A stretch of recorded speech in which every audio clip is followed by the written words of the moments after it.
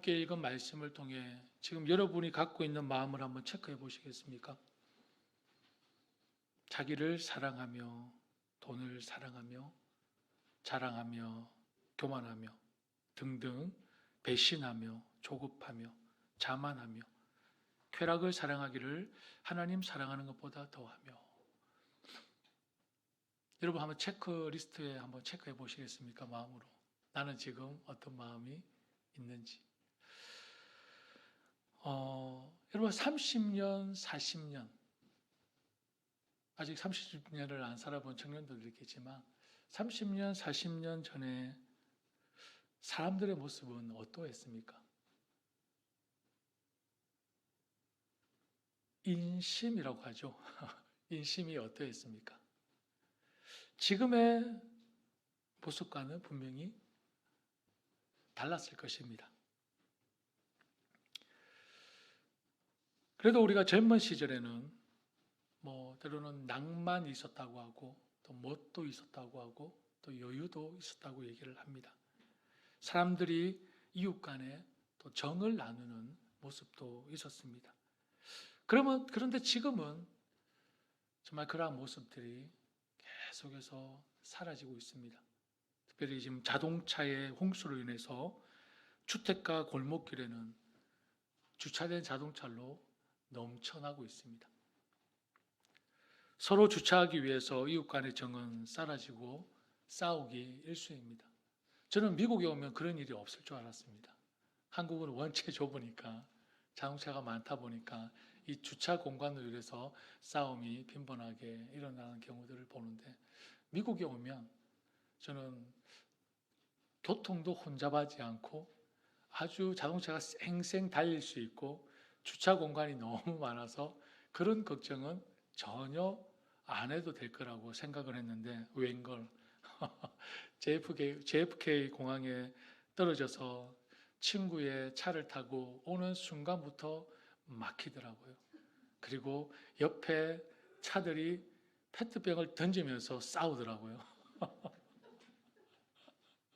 뭔가 싱싱 날아다녀요. 내가 생각하는 미국과는 완전히 다르구나. 그리고 저희 집 앞에만 그런지 모르겠지만 4시, 5시 안에 주차하지 않으면 주차 공간이 없습니다. 뺑뺑 한 30분, 40분을 돌아야 겨우 하나 찾을까. 차라리 포기하고 저 멀리 하우스 있는 쪽으로 차를 대는 게 오히려 마음이 편할 정도입니다.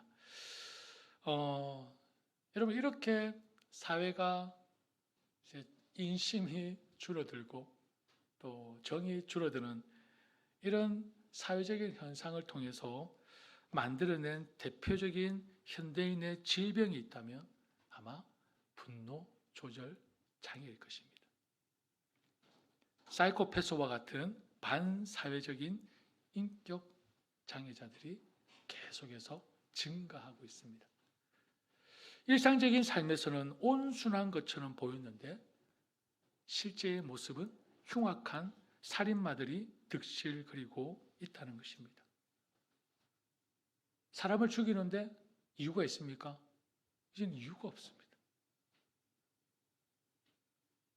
그냥 사람의 목숨을 하찮게 여기는 갈수록 악해져 가고 있는 세대임을 또한 우리는 그 속에 살아가고 있습니다. 학생들의 모습은 어떻습니까? 저의 중학교 때, 초등학교 때의 모습은 이제는 찾아보기 쉽지 않은 것 같습니다. 한국에 보니까 중2가 그렇게 무섭다 하더라고요. 중2가 무서워서 김일성이 남침을 못하고 있답니다. 들어보셨죠, 여러분? 중2가 무서워서. 학교 선생님들의 그 공교육은 이제는 포기가 됐다고 해도 과언이 아닌 것 같습니다. 선생님을 존경하기는커녕 오히려 이제 선생님을 우습게 여깁니다. 선생님이 야단을 치면 어떻게 합니까? 셀폰으로 동영상을 찍어서 서로 공유합니다. 부모들은 한술 더 떱니다. 그런 자식들을 감싸면서 선생님과 대항합니다. 이렇게 SNS나 또 이 기기의 문명으로 인해서 인권이 침해당하고 무시당하고 공격당하는 것은 이제 비일비재한 그런 쉽게 볼 수 있는 세상입니다. 그런데 이런 사회의 혼란이 비단 우리 시대에만 있었던 것이 아닙니다. 2000년 전에 소아시아 지역에서도 이미 일어나고 있었습니다. 그때 사도 바울은 그 시대적인 징조를 말세라고 표현하고 있습니다. 말세에 고통하는 때가 이른다라고 표현하고 있습니다. 오늘 사도 바울 또한 2000년 전에 분명 말세는 고통하고 신음하는 때가 된다고 말씀하는데, 그렇다면 이 말세의 고통은 어떠한 모습으로 우리에게 다가오겠습니까? 그리고 그렇게 다가오는 고통을 우리는 어떻게 대처하며 살아야 할 것인가 질문을 던지지 않을 수가 없습니다. 2절 말씀 한번 보시겠습니까? 2절 말씀에 처음 뭐라고 기록되어 있습니까? 사람들이 자기를 사랑하며 돈을 사랑하며. 여러분, 지난 소망을 말하다라는 설교 제목 기억나십니까? 2주 전에, 3주 전에. 그때 마태복음 24장의 말씀, 예수님과 제자들의 그런 대화를 인용한 적이 있었습니다. 그때 예수님께서 제자들에게 무엇을 말씀하셨습니까? 마지막 때에 일어날 징조들을 하나님께서 말씀하시면서 뭐라고 했죠? 제자들에게 깨어 있으라 말씀하셨습니다.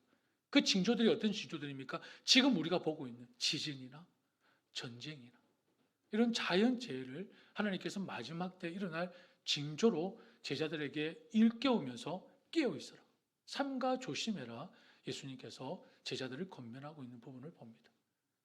자, 그때는 사회적인 현상을 얘기를 했다면, 오늘은 말세에 인간들의 마음이 어떻게 되어 갈 것인가, 인간들의 마음이 어떻게 변질되어 갈 것인가를 하나님께서 우리에게 보여주고 있습니다. 마음의 고통에 대해서, 말세의 고통이 뭔지. 근데 참 신기하게도 이런 여러 가지가 있는데, 첫 번째가 뭡니까? 자기를 사랑하며, 두 번째가 돈을 사랑하며. 딱 들어맞지 않습니까? 요즘 우리가 말세 때 고통하는 때에 일어나는 현상 중에 첫 번째가 자기를 사랑하며, 두 번째는 돈을 사랑하며라고 합니다. 인간이 타락하여 나타난 결과의 첫 번째가 자기를 사랑한다는 것입니다. 자, 여러분 오해하지 마십시오. 자기를 사랑하지 말라는 말이 아닙니다. 뭡니까? 자기만을 사랑하는 이기적인 모습이 된다는 것입니다. 자기만을 사랑하는. 말세에 고통을 당하는 때가 오는데, 그 고통이 자기만을 사랑하고 남을 배려하지 않는다는 것입니다. 오직 자기 만족을 채우고 자기 욕심을 채우는 일에만 관심이 있습니다. 그 결과 얻게 된 두 번째가 뭡니까? 돈이 최고야. 돈만 있으면 돼. 돈만 최고, 돈이 최고야 라고 믿고 오직 돈을 쫓는 일에만 관심이 있습니다. 그런데 이것이 인간을 고통스럽게 한다는 것입니다. 자기를 사랑하고 돈을 사랑하는 것이 인간을 고통스럽게 한다는 것입니다. 사람들은 이것을 모르고 살아가고 있는 것입니다.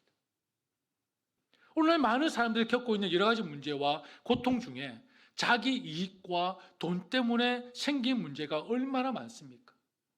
한번 보십시오. 내 자식이 먼저죠. 내 가정이 먼저죠.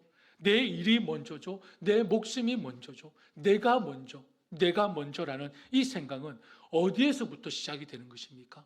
지극히 본성입니다. 본성. 여러분, 가장 본성에 충실한 시기가 언제입니까? 아기 때입니다. 아기. 지금 우리 이한이 때. 태어난 지 얼마 되지 않은 아기의 본성이 무엇입니까?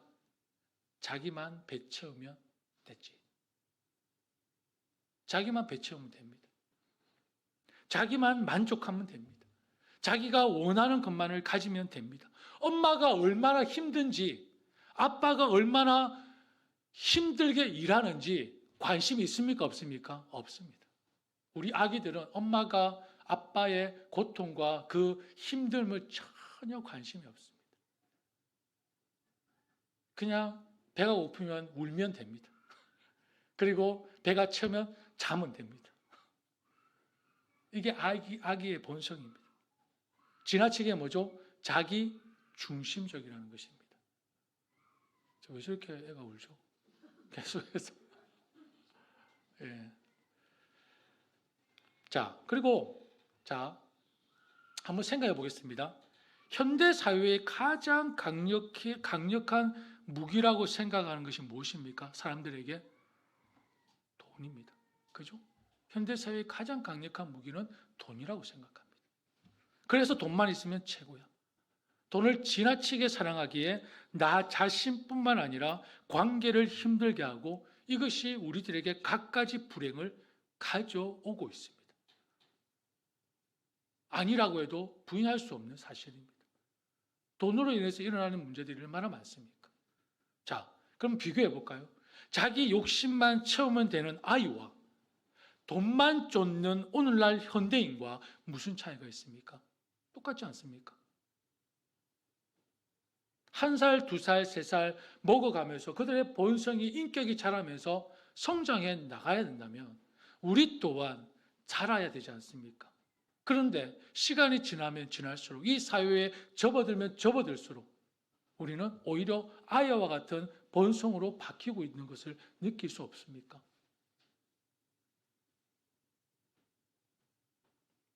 돈을 하나의 생활 수단으로 보지 않고 돈 자체를 목적으로 생각하고 욕심을 품는 자는 결국 큰 불행을 겪을 수밖에 없을 것입니다. 왜냐하면 돈이 하나님이 되기 때문입니다. 돈이 우상이 되기 때문입니다. 돈의 굴레에 벗어날 수 없는 삶을 살기 때문입니다. 왜 그렇습니까? 돈이 없으면 없다고 돈을 탐합니다. 근데 돈이 많으면 많은 대로 만족을 누릴까요? No. 더 큰 부자가 되고 싶은 욕심이 생깁니다. 그게 인간이지 않습니까? 디모데전서 6장 10절 말씀해 보면 돈을 사랑함이 일만 악의 뿌리가 되나니 돈을 사모하는 자들이 미혹을 받아 믿음에서 떠나 많은 근심으로 자기를 어떻게 했다고 말씀할까요? 찔렀도다. 돈을 사랑함이, 돈을 사모함이 믿음에서 떠난다는 말씀을 말은 무슨 말이죠? 하나님을 떠나 자기를 찌른다라고 말씀하고 있습니다. 여러분, 돈이 필요 없다는 말이 아닙니다. 돈은 수단이라는 것입니다. 목적이 아니라는 것입니다. 계속해서 말세에 어떤 고통이 있습니까? 우리 2절부터 4절까지 같이 한번 읽어볼까요? 같이 읽겠습니다. 시작. 사람들이 자기를 사랑하며 돈을 사랑하며 자랑하며 교만하며 비방하며 부모를 거역하며 감사하지 아니하며 거룩하지 아니하며 무정하며 원통함을 풀지 아니하며 모함하며 절제하지 못하며 사나우며 선한 것을 좋아하지 아니하며 배신하며 조급하며 자만하며 쾌락을 사랑하기를 하나님 사랑하는 것보다 더하며. 아멘. 총 17가지가 나오죠. 여러분, 함께 읽은 지금 이 말씀 중에 마음에 드는 것이 있습니까? 하나도 없습니다. 이러한 것들은 우리를 어떻게 합니까? 고통스럽게 하는 도구입니다. 말세에 타락한 인간들의 모습에서 나오는 결과물들이라는 것입니다.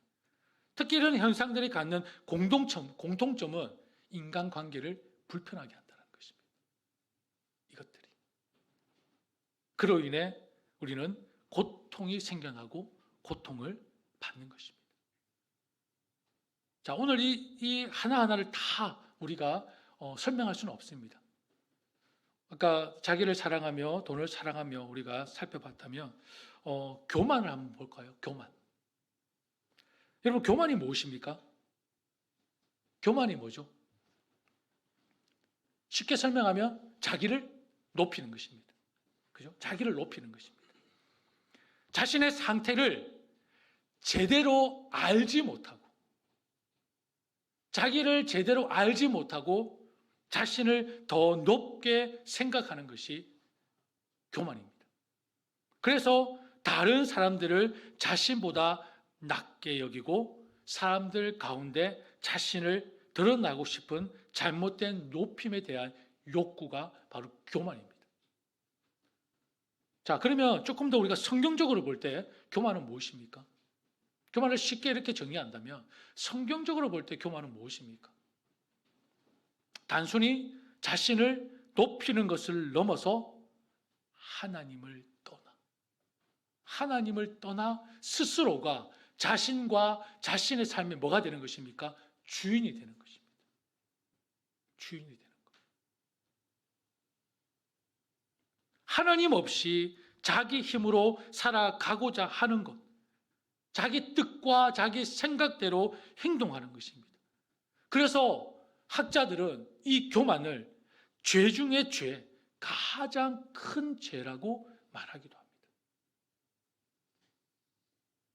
성경은 교만이 패망의 선봉이며 우리를 비참하게 만드는 사탄의 가장 강력한 무기라고 가르치고 있습니다. 하나님과의 관계도 멀리하게 만듭니다. 또한 사랑과의 관계도 치명적으로 단절시키는 바로 강력한 도구가 바로 이 교만이라는 도구입니다. 여러분, 왜 사탄의 가장 강력한 무기가 교만일까요? 사탄의 가장 강력한 무기가 왜 교만일까요? 교만한 사람은 자신이 교만한 줄 알까요? 모를까요? 모릅니다. 교만한 사람은 자신이 교만하지 않은지 절대 모른다는 것입니다. 우리가 지금까지 몇 주간에 걸쳐서 살펴봤던 사울의 예를 보면 잘 알지 않습니까? 사울, 누가 왕으로 세우셨습니까? 하나님이 왕으로 세우셨습니다. 베냐민 가장 작은 지파 중에 그 베냐민 지파에서도 가장 작은 집안의 사람이라고 겸손을 떨었던 그 사울이 기름 부어 부귀영화를 거머쥐니 그 다음부터 그 인생은 누가 살았습니까? 자기 자신이 살았습니다. 하나님이 떠나버렸습니다. 결국은 하나님이 떠나버렸습니다. 끝까지 자기 자신이 잘못했음을 뉘우치지 못했습니다. 다 백성 탓, 자기 군대를 탓했던 인물이 되었습니다. 그래서 여러분, 교만이 무서운 것입니다. 제가 미국에 와서 한 3년쯤 됐습니까? 뜬금없이 와이프에게 물었습니다. 혹시 내가 교만해 보인 적이 있어? 라고 제가 물어봤어요. 뭐라고 대답했을까요? 제가 기분 나쁠까 싶어서 말을 안 했는데 저보고 잘난 척 안 돼요.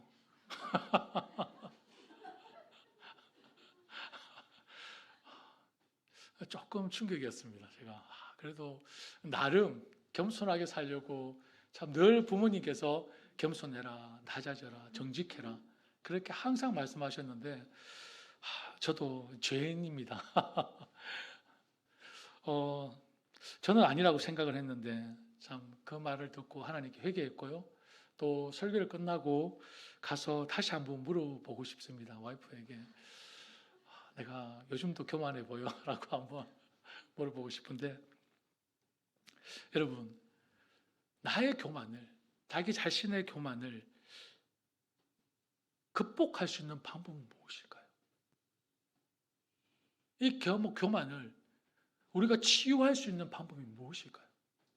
어떻게 하면 이 교만을 치유할 수 있을까요? 하나밖에 없습니다.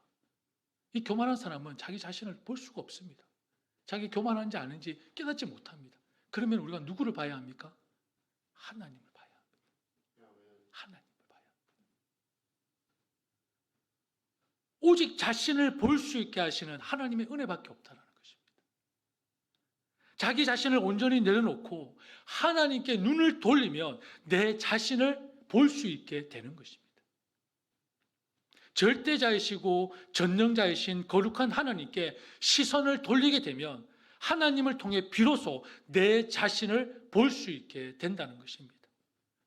하나님을 온전히 알면 자신이 어떤 존재이고 어떤 사람인지 알 수밖에 없다는 것입니다. 그래서 제가 말씀을 묵상하라는 것입니다. 말씀을 가까이 하라는 것입니다. 곧 그것이 하나님을 가까이 하는 것입니다. 여러분, 우리 주변에 요즘은 시 좀 볼 수 있지 않습니까? 교회를 떠나고 하나님과 멀어진 사람들을 우리가 종종 우리 주변에 보게 될 것입니다. 교회를 떠나고 하나님과 멀어진 사람들. 여러분, 그들의 모습을 보면 스스로가 자신을 알까요? 자신을 잘 볼까요? 보지 못합니다. 여러분, 이처럼 교만이라는 것은 스스로 교만하다고 느끼지 못하게 만드는 무서운 마음의 병, 마음의 고통이라는 것입니다.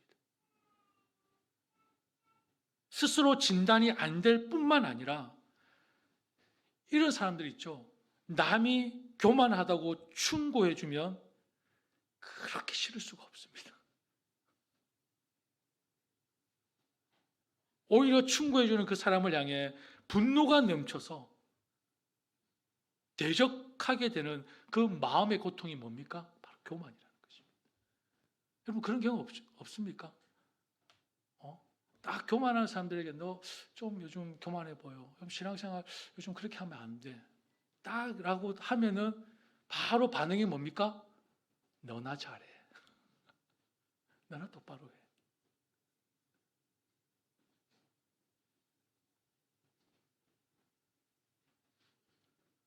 사랑하는 여러분, 교만은 내 스스로 보지 못하는 무서운 죄입니다. 그렇기에 우리가 뭘 가까이 해야 합니까? 하나님을 가까이 해야 합니다. 하나님을 가까이 해야 합니다.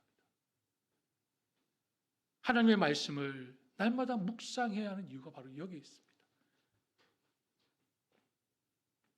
여호수아 1장 8절 말씀을 하고 있습니까? 이 율법책을 내 입에서 떠나지 말게 하며 주야로 그것을 묵상하여 그 가운데 기록된 대로 다 지켜 행하라. 그리하면 내 길이 평탄하리라. 그리고 내가 형통하리라. 말씀하고 있지 않습니까?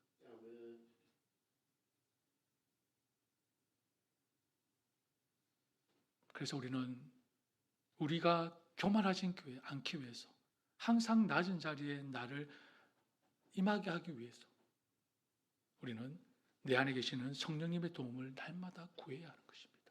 여러분, 하나님께 주신 선물을 왜 사용하지 않으십니까? 하나님께서 여러분에게 주신 선물이 무엇입니까? 성령님이십니다. 여러분, 신명기 다 하나님께 주신 그 선물을 왜 우리가 삶 속에서 사용하지 않고 왜 내 뜻대로 내 행동대로 하려고 하십니까? 그러면 절대로 나의 교만함을, 나의 완악함을 볼 수가 없습니다.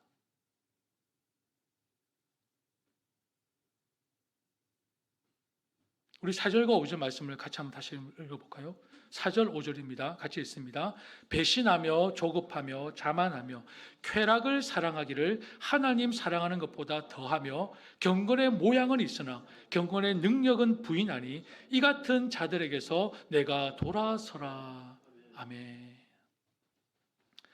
말세의 어떤 것보다 더 고통스럽게 만드는 것은 하나님보다 뭘 더 사랑한다고요? 쾌락을 더 사랑하는 모습이라는 것입니다. 여러분, 세상의 쾌락은 어떻습니까? 달콤하지 않으십니까? 경험해 보지 않으셨습니까? 세상의 쾌락은 달콤하지 않습니까? 전혀 모른 척하고 계시네요. 참. 여러분, 세상이 주는 쾌락이 얼마나 달콤합니까? 한 번 경험하면 그 맛을 잃을 수가 있습니까? 잊을 수가 없죠. 그러나 그 달콤함이 훗날에는 뭐가 된다고요?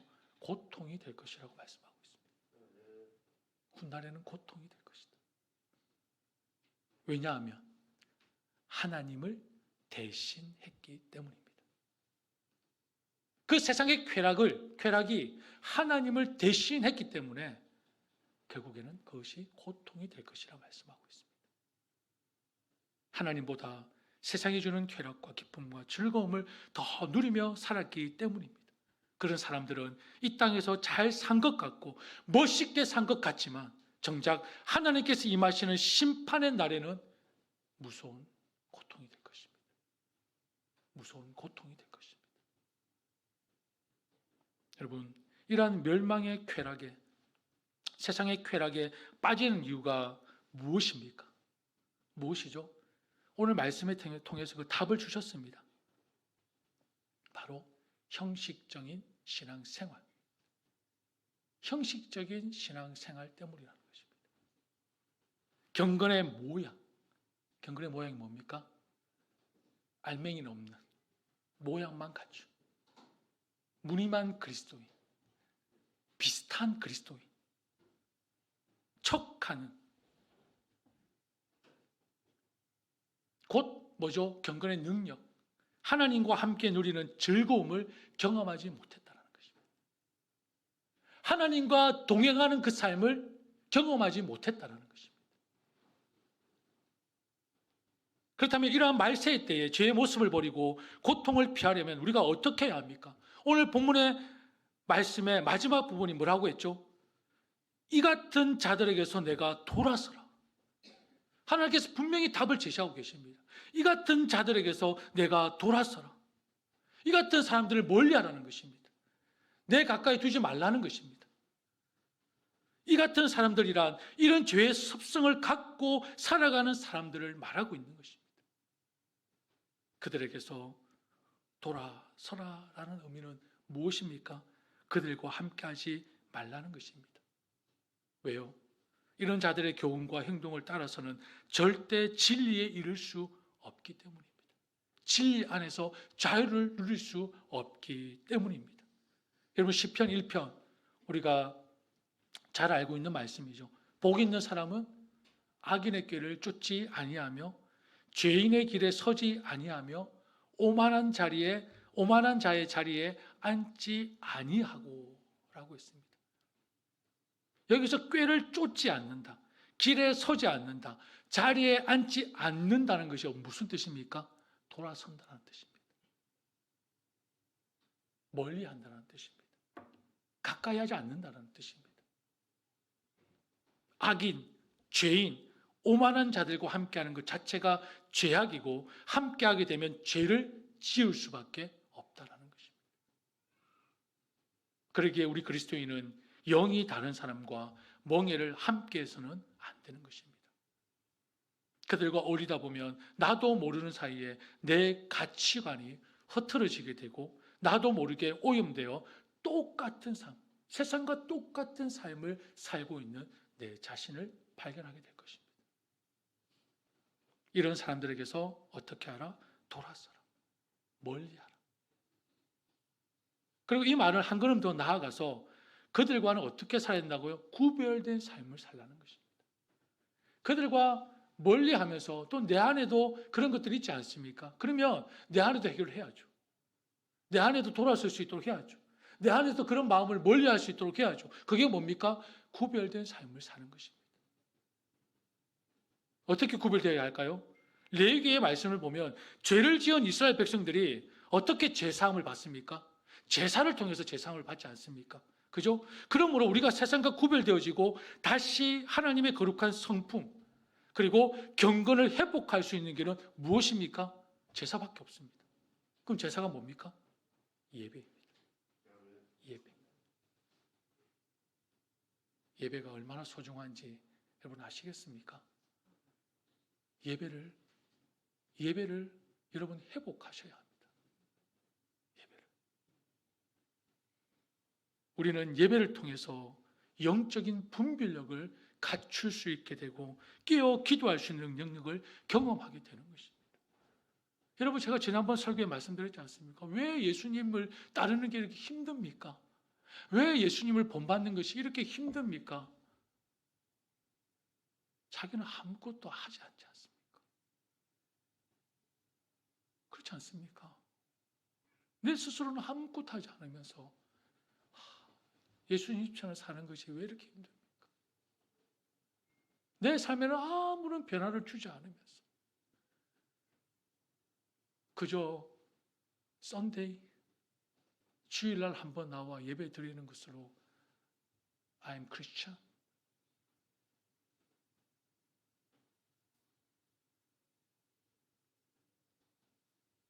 여러분, 종교적인 형식을 갖췄다고 해서 진리를 아는 것은 아닙니다. 매주 교회를 찾고 예배 시간에 교회 의자에 앉아 반주에 맞춰 찬송을 부르고 설교를 듣는다 할지라도 모든 사람들이 진리에 이르는 것이 아니라는 것입니다. 이러한 행위로 진리에 이른 것처럼 우리는 속일 수도 있고 그런 척 할 수도 있는 존재라는 것을 우리는 잘 알고 있지 않습니까? 말씀을 맺겠습니다. 여러분, 다시 한번 여러분에게 선포합니다. 구별된 삶, 경건의 삶은 쉽지 않습니다.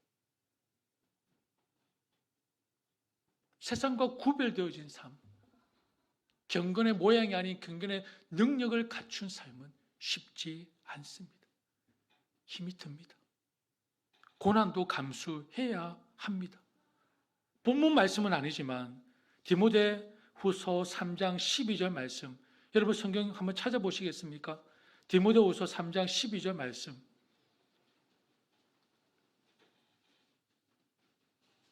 디모데후서 3장 12절 말씀 같이 한번 읽어볼까요? 시작. 무릇 그리스도 예수 안에서 경건하게 살고자 하는 자는 뭘 받으리라? 박해를 받으리라. 박해를 받으리라. 고난이 있다는 것입니다.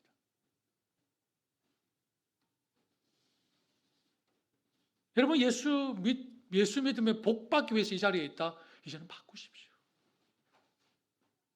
근데 그 복은 세상이 주는 복이 아닙니다. 하나님이 주신 복은 우리가 생각하는 복과는 비교가 되지 않습니다.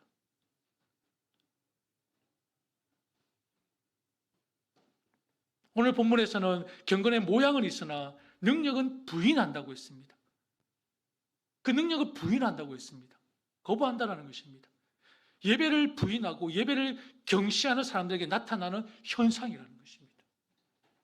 우리는 이러한 고난과 역경을 예배를 통해서 얻게 되는 능력으로 감당할 수 있게 되는데 말입니다. 예배를 부인하고 예배를 경시하는. 그러므로 오늘 저와 여러분들이 드리는 이 예배를 통해서 우리는 하나님께서 우리에게 세상의 죄를 이길 수 있는 능력을 허락하심을 믿으시고 그 경건의 능력을 우리는 소유해야 할 것입니다.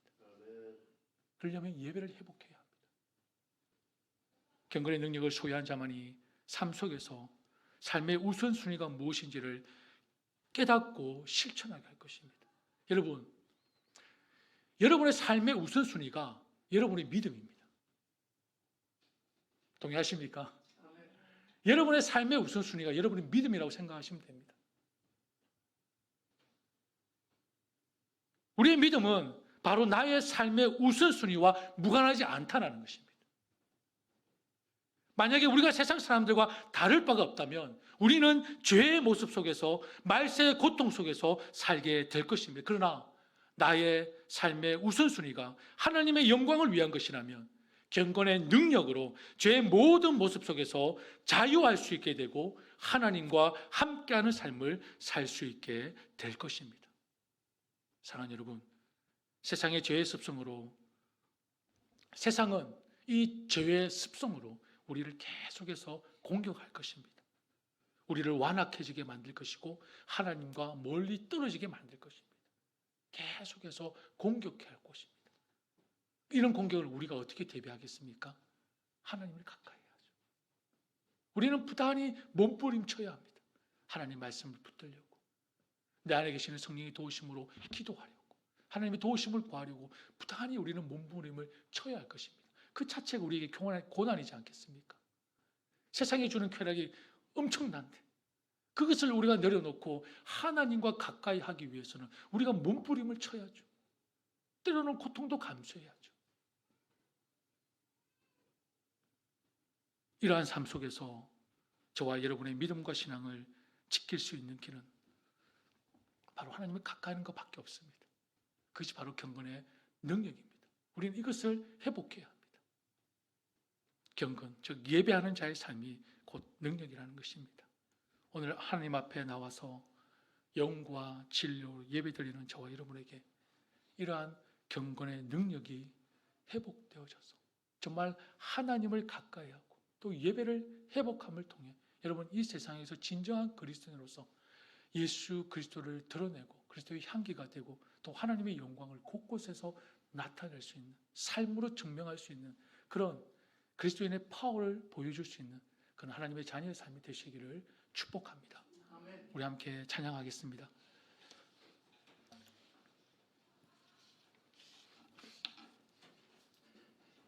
우리 부흥 이천이라는 찬양입니다. 벌써 오래전에 나온 찬양인데 여러분 가사를 생각하면서 하나님 다시 한 번 더 우리의 영혼을 새롭게 하여 주시옵소서.